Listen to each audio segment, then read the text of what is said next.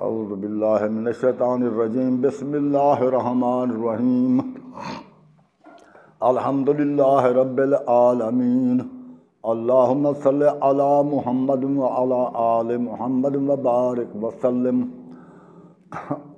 قال اللہ تعالی فی القرآن المجید والفرقان الحمید بسم اللہ الرحمن الرحیم وَلَقَدْ ذَرَأْنَا لِجَهَنَّمَ كَثِيرًا مِّنَ الْجِنِّ وَالْإِنسِ لَهُمْ قُلُوبٌ لَّا يَفْقَهُونَ بِهَا صدق اللہ العلی العظیم اللہم صلی علی محمد وآل محمد۔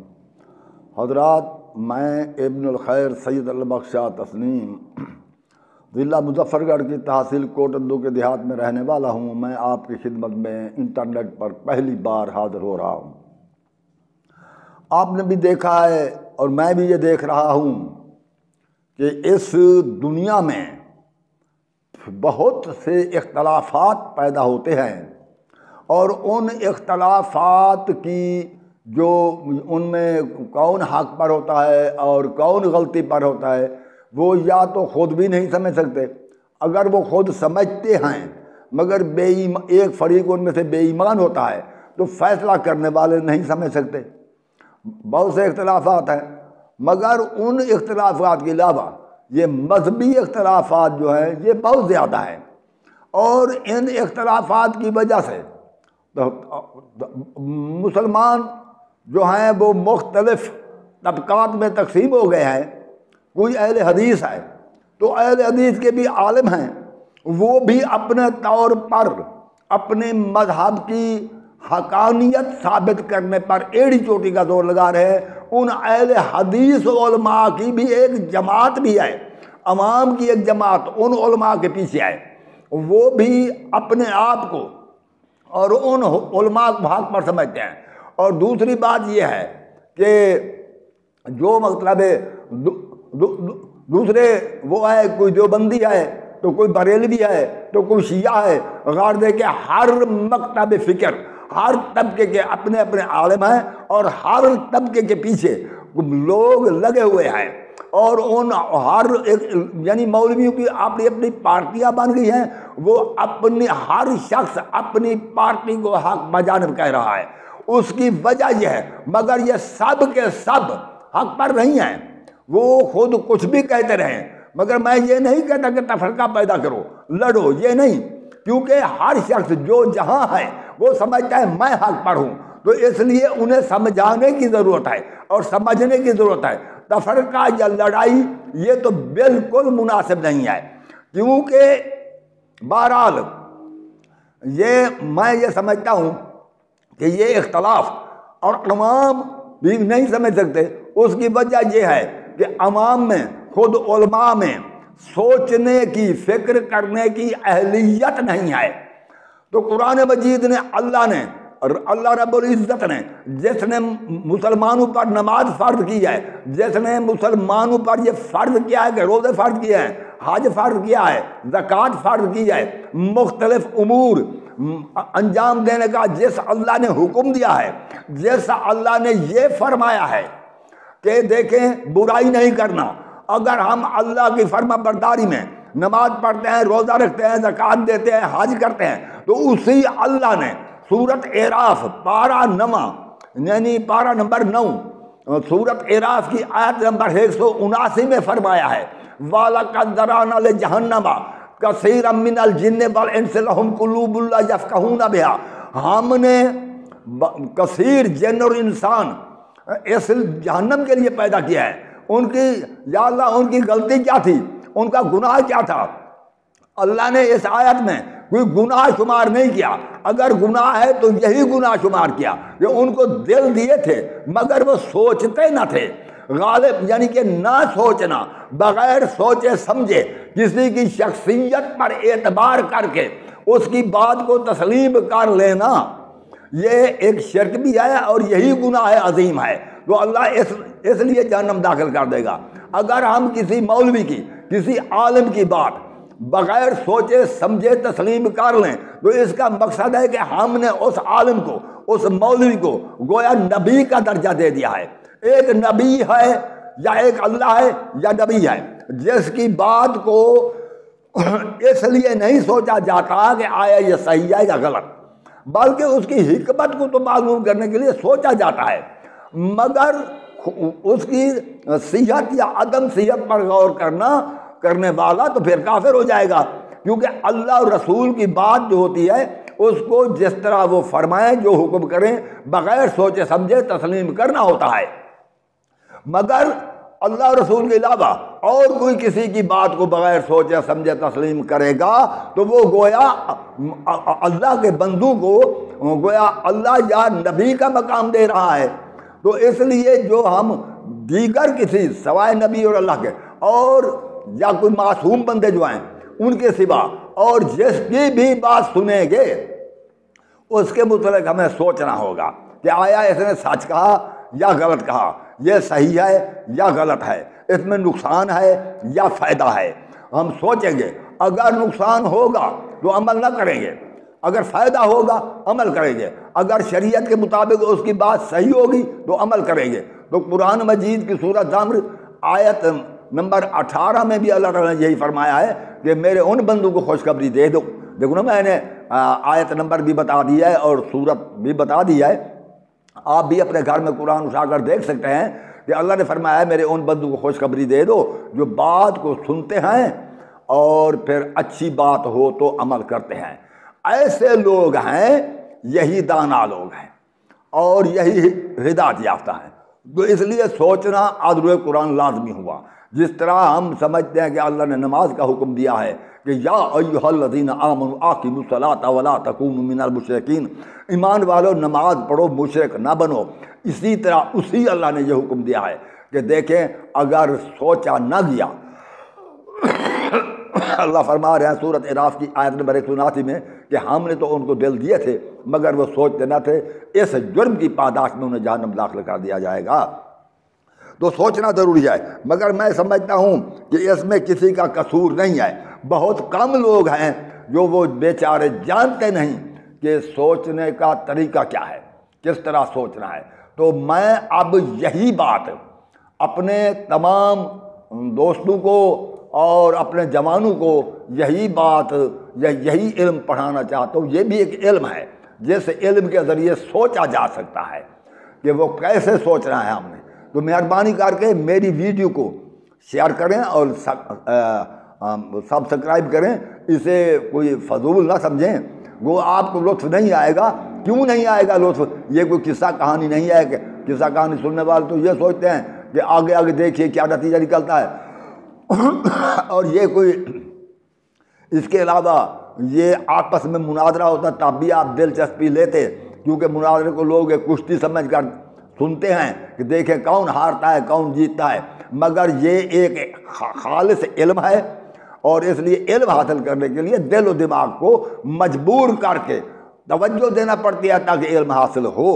اس سوچنے کے علم کو، اس فکر کرنے کے علم کو علم فلسفہ کہتے ہیں۔ تو فلسفہ آج سے 200 قبل مسیح یونان میں آیا تھا، اس میں سب سے پہلا فلسفی جو تھا وہ سقراط تھا، اس کے بعد فلسفہ چلتا رہا افلاطون اور پھر ارسطو، اور اس فلسفے میں اور پھر تو وہ کافی لوگ ہیں جو اس میدان میں آئے ہیں، اپنی اپنی جولان گئے دکھا کر چلے گئے ہیں، اور کچھ ابھی فلسفی موجود ہیں جو سوچ رہے ہیں۔ یہ فلسفہ جو ہے اس میں سوچنے کا کوئی طریقہ کار نہ تھا، تو ارسطو نے خیال کیا کہ چلو کوئی طریقہ کار وضع کریں، تو اس نے یہ طریقہ کار وضع کیا کہ اس نے منطق کو ترتیب دیا۔ منطق میں اور کچھ نہیں ہے، منطق میں صرف اتنا ہوتا ہے کہ منطق میں دیکھا جاتا ہے کہ جو شخص کلام کر رہا ہے اس کے کلام کے اندر خود اس کے کلام کا رد یعنی نقیض تو نہیں ہے، یہی دیکھا جاتا ہے، اس کے علاوہ منطق کچھ نہیں ہے۔ اور اگر تمام کائنات کے تمام اشیاء پر حاوی ہونا ہے تو وہ ہے علم حکمت تجربی، اور حکمت تجربی میں جو فلسفہ ہے وہ ہمیں بہت سی باتوں میں ہدایت کر سکتا ہے۔ تو میں عرض کر رہا تھا کہ اس نے فلسفہ اس کو یاد کیا، تو فلسفہ میں صرف یہ دیکھا جاتا ہے کہ دو شخص جو آپس میں اختلاف کرتے ہیں، یقین سمجھے کہ ان میں ایک تو یقیناً حق پر ہوگا اور سچا ہوگا، اور دوسرا یقیناً لازمی جھوٹا ہوگا، یا یہ ہے کہ وہ دو اختلاف کرنے والے دونوں بھی جھوٹے ہو سکتے ہیں، دونوں سچے کبھی نہیں ہو سکتے۔ میری اس بات کو ذہن نشین کر لیں کہ اختلاف کرنے والے دو آدمی یا دو برادریاں یا دو گروہ یا دو ملک کبھی دونوں سچے نہیں ہو سکتے۔ میں اس چیز کی ایک مثال دینا چاہتا ہوں۔ میرے پاس یہ قلم ہے، میں کہتا ہوں یہ قلم میرا ہے، مگر زید کہتا ہے یہ قلم تیرا نہیں۔ اس میں زید نے میرے دعوے کو جھٹلا دیا ہے، صرف اپنی طرف سے کوئی دعویٰ پیش نہیں کیا۔ اس نے میں نے کہا یہ قلم میرا ہے تو زید نے کہا یہ قلم تیرا نہیں۔ اب خود ہی سوچ سکتا ہے کہ یہ قلم یا تو میرا ہوگا یا میرا نہ ہوگا۔ اگر یہ قلم میرا ہوا تو میں سچا، زید جھوٹا۔ اگر یہ قلم میرا نہ ہوا تو زید سچا، میں جھوٹا۔ تو اس لیے ایک ہم میں سے جھوٹا اور ایک سچا۔ اور دوسری مثال یہ بھی ہو سکتی ہے کہ میں کہوں یہ قلم میرا ہے، زید کہتا ہے کہ یہ قلم میرا ہے۔ ہو سکتا ہے یہ قلم نہ میرا ہو نہ زید کا ہو، قلم تو اسلم کا ہے، ہم آپس میں لڑ رہے ہیں، تو اس صورت میں دونوں جھوٹے ہو گئے۔ اور ایک مثال ہے بہت سی دی جاتی ہے منطق میں، مثال طور پر اس طرح بھی مثال دی جاتی ہے کہ کچھ پاکستانی، سب پاکستانی مسلمان ہیں، دوسرا کہتا ہے کچھ پاکستانی مسلمان ہیں۔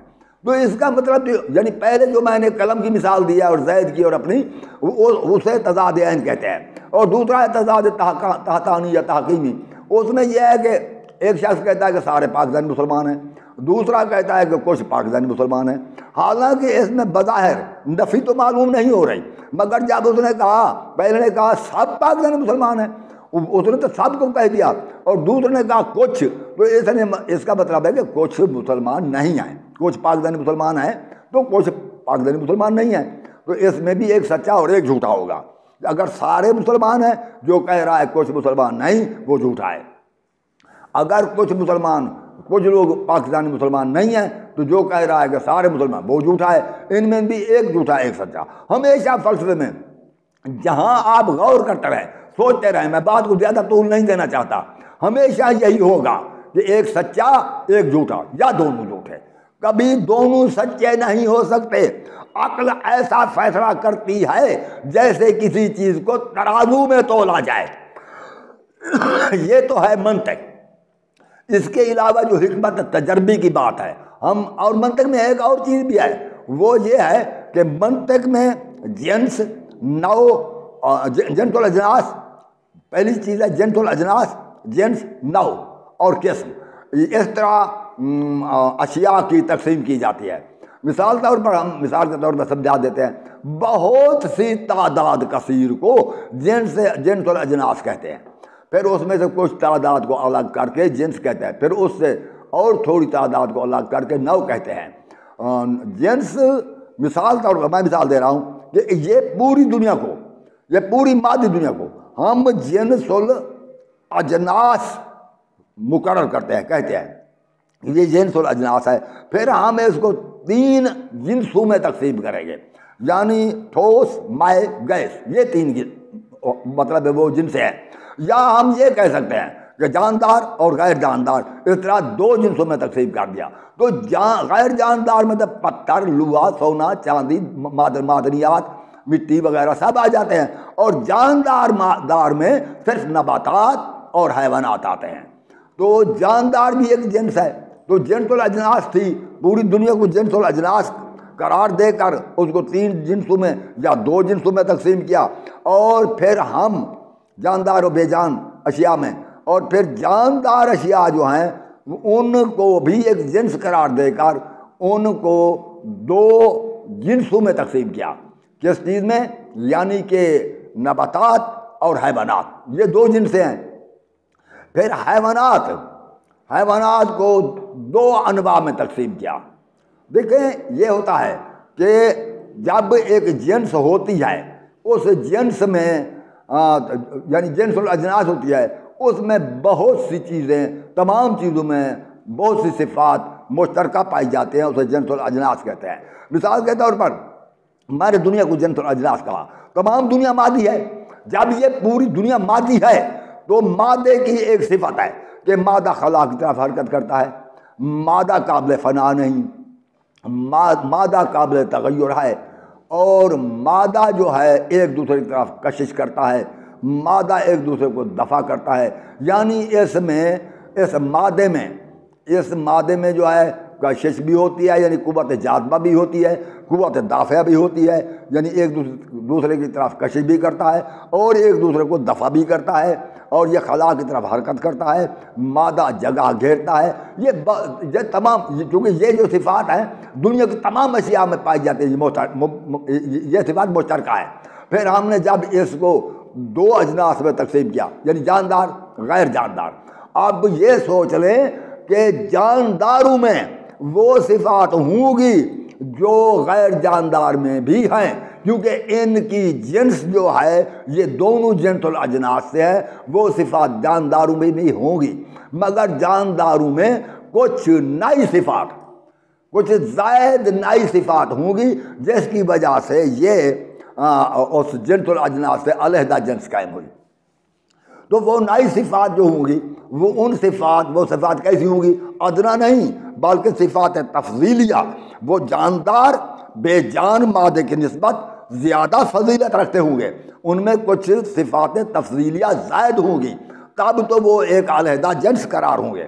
تو مقصد یہ ہے کہ اب جو جاندار ہیں دیکھتے ہیں کہ اس میں کون سی صفات تفضیلیہ زائد آ گئی ہیں، مثال نباتات ہے، حیوانات ہے، جو کچھ بھی ہے، یہ سب کے سب ان میں ایک مشترکہ صفت ہے۔ وہ کیا ہے کہ یہ غذا کھاتے ہیں، یہ سانس لیتے ہیں، یہ ارتقائی طور پر چھوٹے سے بڑے ہو جاتے ہیں، یہ اپنی نسل کو یعنی بڑھاتے ہیں۔ تو یہ چیزیں جو ہیں، یہ چیزیں حیوانات اور نباتات دونوں میں شامل ہیں، کیونکہ نباتات بھی زمین سے غذا حاصل کرتے ہیں، پانی حاصل کرتے ہیں، ہوا سے سانس لیتے ہیں، اور اسی طرح اپنی ہوا سے کاربن ڈائی آکسائڈ کو زمین کے مادی ذرات کو، نمکیات کو لے کر اپنے جزو بدن بناتے ہیں، یعنی گویا کہ یہ بھی کسی حد تک جاندار ہیں، اور چھوٹے سے ہوتے ہیں پودے بڑے ہو جاتے ہیں، یعنی اس میں نشو و نما بھی ہوتی ہے، یہ قلم اور بیجوں سے بڑھتے بھی ہیں۔ تو ان صورتوں میں یہ بھی جاندار ثابت ہوئے، مگر حیوانات ان کی الگ نوع ہے، جاندار الگ نوع ہے، کیونکہ ہم نے جاندار الگ جنس ہے، بے جان مادہ الگ جنس ہے، اور جاندار الگ جنس ہے۔ اب جاندار کو دو انواع میں تقسیم کرتے ہیں، کیونکہ جاندار دو، اب ہم بہت قریب آ گئے ہیں زندگی کے، تو جاندار جو ہیں یہ دو جنسوں میں تقسیم نہیں ہو سکتے، اب ان کو دو انواع میں تقسیم کرنا ہوگا۔ یعنی میں آپ کو سوچنا، فکر کرنا سکھا رہا ہوں، یہ کائنات کی فطرت بیان کر رہا ہوں۔ جب آپ کو فطرت کائنات کا علم ہوگا آپ پیش گوئی بھی کر سکیں گے، اور آپ صحیح اور غلط کی پرکھ بھی کر سکیں گے، اور جائز ناجائز کی، سچا کون ہے جھوٹا کون ہے، یہ سب باتیں آ جائیں گی۔ ابھی تو ابتدا ہے، میرا جو پہلا خطبہ ہے آپ اس میں شاید آپ کو لطف نہ آئے، مگر انشاءاللہ العزیز میں یقین کرتا ہوں جب میں دوسرا خطبہ دوں گا تو آپ اس میں ضرور دلچسپی بھی لیں گے۔ اچھا، تو یہ حیوانات جو ہیں، جاندار جو ہیں، ان کو ہم دو انواع میں تقسیم کرتے ہیں، ایک تو ہے نباتات، اور دوسری نوع ہے حیوانات، بلکہ یہ بھی جنس ہے، حیوانات بھی جنس ہے، نباتات بھی جو ہے یہ بھی جنس ہے، کیونکہ نباتات پھر دو انواع میں تقسیم ہو سکتی ہے۔ وہ اس طرح دو انواع میں کہ کچھ نباتات ایسے جو مفروش ہیں، یعنی زمین پر پھیلی ہوئی، جیسے بیلیں ہوتی ہیں تو ایسے پھیلی ہوئی، اور کچھ اپنے تنے پر کھڑی ہوئی نباتات ہوتی ہیں۔ تو اس طرح جو ہے نباتات کو بھی دو انواع میں تقسیم کر سکتے ہیں، اور بلکہ اس کو زیادہ انواع میں بھی، اور اسی طرح حیوانات جو ہیں اس کو بھی دو انواع میں تقسیم کیا جا سکتا ہے۔ ایک تو نوع ہے جو جسے ہم حیوان مطلق ہے، حیوانات یہ جنس ہے، اس کو ہم دو انواع میں تقسیم کر رہے ہیں۔ انواع وہ ہے جس سے پھر کوئی اور نوع نہ نکلے۔ تو یہ حیوانات تو جنس ہوئی کہ اس کو دو انواع میں تقسیم کیا، ایک وہ حیوان مطلق، اور دوسری نوع جو ہے، پہلی نوع حیوان مطلق، دوسری نوع جو ہے وہ ہے حیوان مفکر و متعلم، یعنی انسان۔ انسان بھی حیوان کی ایک انسان کی جنس حیوان ہے، مگر نو حیوان سے الگ ہے۔ تو وہ آپ سوچیں گے کہ انسان حیوان کی جنس کیوں ہے؟ اس لیے کہ جو کچھ انسان میں کچھ ایسی صفات ہے جو حیوان میں بھی ہے۔ مثال طور پہ حیوان کھاتے پیتے ہیں، انسان بھی کھاتے پیتے ہیں۔ حیوان خوف محسوس کرتے ہیں، انسان بھی خوف محسوس کرتے ہیں۔ حیوان حرکت کرتے ہیں، انسان بھی حرکت کرتے ہیں۔ حیوان نر مادہ سے پیدا ہوتا ہے، انسان بھی ایسے ہوتے ہیں۔ حیوان اپنے بچوں کی حفاظت کرتے ہیں، انسان بھی کرتے ہیں۔ یعنی یہ صفات جو ہیں یہ انسان اور حیوان میں مشترکہ ہیں۔ اور جو ایسی صفات جس نے انسان کو نوع حیوانی جنس حیوانی سے الگ کیا ہے، وہ صفات ہے فکر اور تعلم۔ فکر کے معنی ہے سوچنا اور تعلم کے معنی ہے سیکھنا۔ انسان میں یہ دو صفتیں ہیں جن حیوان سے زیادہ، یہ دو صفات تفضیلیہ ہے، فضیلت والی صفتیں ہیں۔ اس میں انسان کی شان بن جاتی ہے کہ انسان سوچتا بھی ہے، انسان سیکھتا بھی ہے۔ مثال طور پر میں ایک اپنے دوست کو کہتا ہوں بھائی مجھے ڈرائیونگ سکھا دو، حالانکہ ڈرائیونگ مجھے نہیں آتی، ڈرائیونگ اور کرتا تھا، تو میں نے اس کو کہا مجھے سکھا دو۔ اور میں نے کسی دوست سے کہا مجھے کمپیوٹر چلانا سکھا دو۔ اور اسی طرح انسان ایک دوسرے سے سیکھ رہا ہے۔ یہ سیکھنا صفت انسان کی ہے، سوچنا بھی صفت انسان کی ہے۔ انسان کسی چیز کو سامنے رکھ کر بھی سوچتا ہے اور بغیر کوئی چیز سامنے موجود نہ ہو تب بھی سوچتا ہے۔ یہ سوچنا یہی وجہ ہے کہ جب انسان پرانے قدیم زمانے میں ابتدائی افنیج میں جب پیدا ہوا تو غاروں میں رہتا تھا۔ اب آپ دیکھ رہے ہیں کہ بڑے بڑے محلات ہیں۔ انسان جب پتھر اور لکڑی کے برتن استعمال یا ہتھیار استعمال کرتا تھا، آج آپ دیکھ رہے ہیں کہ خودکار ہتھیار آ گئے۔ یعنی انسان کی تمدنی زندگی میں بہت بڑا ارتقاء اسی وجہ سے آیا کہ ایک تو یہ سوچتا ہے، دوسرا یہ ایک دوسرے سیکھتا ہے۔ مگر حیوان نہیں سیکھتے، کیونکہ حیوان اگر سیکھتے ہوتے وہ بھی ارتقائی اور ترقی کرتے، مگر حیوان اپنی فطری تقاضوں کے مطابق عمل کرتے ہیں۔ مثال کے طور پر شہد کی مکھی آئے، آج سے ہزاروں سال پہلے بھی چھتا ایسے بناتی تھی جیسے اب بنا رہی ہے۔ اور یہ بھی ہے کہ جو جیسے شہد کی مکھی پاکستان میں چھتا بناتی ہے، امریکہ میں بھی ویسے ہی چھتا بناتی ہے شہد کی مکھی۔ نہ ادھر کوئی ترقی ہوئی شہد کی مکھی میں چھتا بنا، نہ ادھر کوئی ترقی ہوئی۔ تو اس لیے بھیڑ جیسے اپنا چھتا بنا رہے ہیں، جو چیز جس طرح پرندے جیسے گھونسلہ بنا رہے ہیں، اپنی فطرت کے مطابق وہ اپنا عمل انجام دے رہے ہیں۔